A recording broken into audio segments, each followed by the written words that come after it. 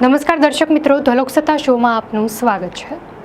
ભારતનું ઉડ્ડયન ક્ષેત્ર છેલ્લા દાયકામાં અનોખી ઝડપે વિકસ્યું છે। રાષ્ટ્રીય આંકડા મુજબ દર વર્ષે કરોડો નવા મુસાફરો હવાઈ મુસાફરી અપનાવી રહ્યા છે। સસ્તા ભાડા, મધ્યમ વર્ગની વધતી આવક અને નવા એરપોર્ટોના વિકાસને કારણે ભારત આજે વિશ્વનું ત્રીજું સૌથી મોટું એવિએશન માર્કેટ બની ગયું છે। પરંતુ આ સફળતા પાછળ અનેક પડકારો છુપાયેલા છે। સંસદીય સમિતિએ પોતાના અહેવાલમાં સ્પષ્ટ ચેતવણી આપી છે કે જો હાલની સ્થિતિ યથાવત રહી તો સલામતી પર ગંભીર પ્રશ્નો ઊભા થઈ શકે છે।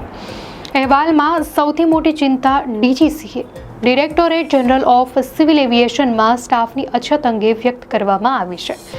કુલ 1063 મંજૂર પદોમાંથી ફક્ત 553 ભરાયેલા છે, એટલે કે અડધી જગ્યા ખાલી છે।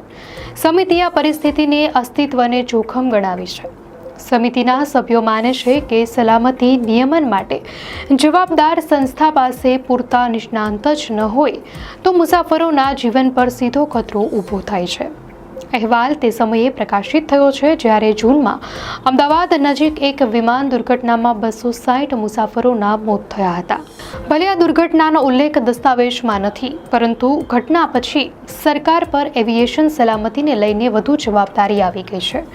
નિષ્ણાંતો માને છે કે આવી ઘટનાઓ એવિએશન ક્ષેત્રની સિસ્ટમેટિક નબળાઈઓને બહાર લાવે છે। અહેવાલમાં બીજો મોટો મુદ્દો એર ટ્રાફિક કંટ્રોલરોને લઈને છે।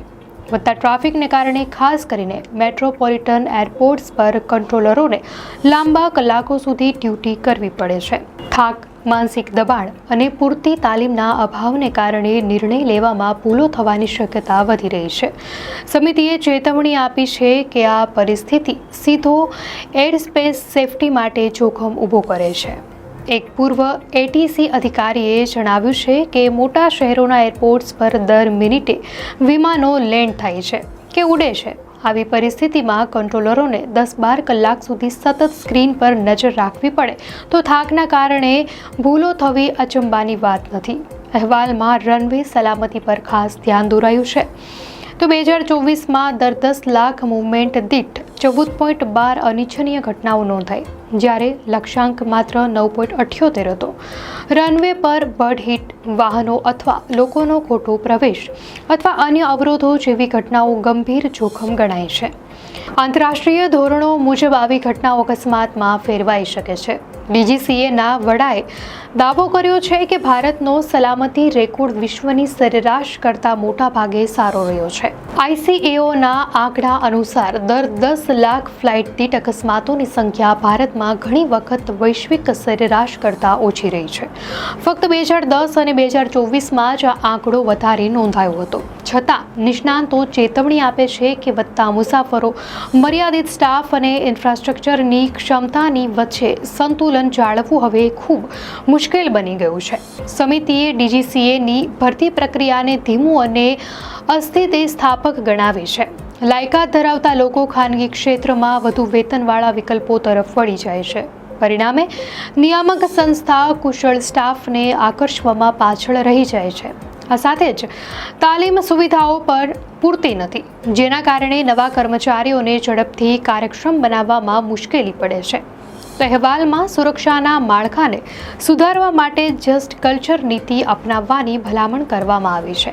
આ નીતિ અનુસાર માનવીય ભૂલને ગુનો ગણવાને બદલે તેને ખુલ્લેઆમ ચર્ચા કરવાની પ્રથા અપનાવવી જોઈએ, જેથી સિસ્ટમેટિક ખામીઓ બહાર આવી શકે।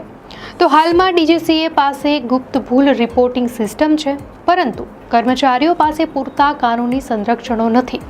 નાગરિક ઉડ્ડયન મંત્રાલયે સંસદમાં સ્પષ્ટ કર્યું છે કે સ્ટાફની અછત હોવા છતાં કામગીરી અસરગ્રસ્ત નથી, પરંતુ સમિતિએ જણાવ્યું છે કે આ અભાવ લાંબા ગાળે મુસાફરોની સુરક્ષાને જોખમમાં મૂકી શકે છે।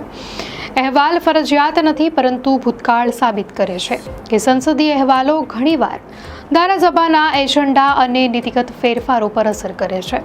ભારત જો વિશ્વ સ્તરે સ્પર્ધાત્મક અને સુરક્ષિત એવિએશન માર્કેટ બનવા માંગે છે તો તેને સ્ટાફની અછત દૂર કરવી, કંટ્રોલરો પરનો દબાણ ઘટાડવો, રનવે સલામતી મજબૂત કરવી અને તાલીમ સુવિધાઓમાં મોટો વધારો કરવો પડશે।